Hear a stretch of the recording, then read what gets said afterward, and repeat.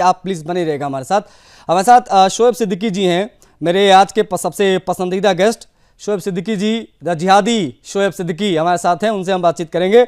शोएब जी, आपने जो परिभाषा जिहाद की बताई, जिसमें कहा कि पाकिस्तान में हो तो गलत, यहाँ हो तो सही, ऐसा कुछ आपने बोला था।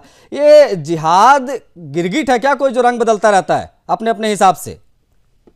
देखिए आशीष भाई, चूंकि आपने मेरी बहुत तारीफ करी, नहीं बिल्कुल, शायद मेरी अहलिया तारीफ में नहीं देखिए, शायद मेरी अहलिया तारीफ नहीं करती होगी, इतनी तारीफ आपने मेरी करी। बहरहाल आपकी नजर एक शेयर कर दूं, पहले आपकी नजर एक शेयर कर दूं कि काट कर जुबान मेरी कह रहा है वो जालिम, अब तुम्हें इजाजत है हाले दिल सुनाने की। सुनाइए हाले दिल। मैंने आपसे कहा, सुन लिए, जिहाद का मतलब बार बार कह रहा हूँ कि जिहाद का माने आप गलत लेके जाते हैं। अच्छा। मैं अभी सुन लिया, बात काटिएगा नहीं, जैसा लोग बात काट रहे हैं, हमारी और सपा प्रवक्ता की बात बार बार काट रहे हैं आप। अभी मैं अजमेर शरीफ गया था, ख्वाजा गरीब नवाज के आस्थाने से मैं गया था मीर सैयद हुसैन साहब की मजार, वो तारागढ़ पे, वहां से मकान छोड़ के मैं अपनी बेटी को कंधे पे लाते हुए जब मैं वहां पहुंचा तो वहां पे उनके पीर ने कहा कि शोएब सिद्दीकी साहब, ये भी एक जिहाद है कि आप अपनी बेटी को कंधे पे बैठा के यहाँ पर चढ़ के आए 8 घंटे में, तो वो भी जिहाद है। जिहाद का माने आप गलत वे में ले आते हैं। जब मैंने अंग्रेजों को धूल चटाई, मुल्क से बाहर भगाया 100 साल बाद, वो जिहाद था। पाकिस्तान को मैंने 3 बार 4 बार शिकस्त दी, वो जिहाद था। शोएब जी, अच्छा एक पर्सनल सवाल पूछूं? ये क्या होता है? शोएब जी एक पर्सनल सवाल पूछूं? शोएब जी एक पर्सनल सवाल, व्यक्तिगत सवाल। उम्र क्या है सर आपकी? एज आपसे 1-2 साल बड़ा होगा। अरे भाई मैं तो 30-32 साल का हूँ, आप बताइए ना, एज बताइए। बस आज से 2 साल बड़ा होगा।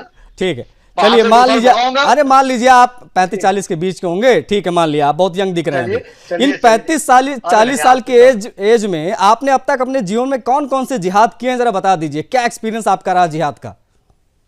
यही एक जिहाद है कि आशीष भाई की बात का जवाब दे रहे हैं, जो हमें बोलने नहीं दे रहे हैं, यही एक जिहाद है। ये तो एक हो गया, बोलने नहीं दे रहे हैं, तो एक हो गया।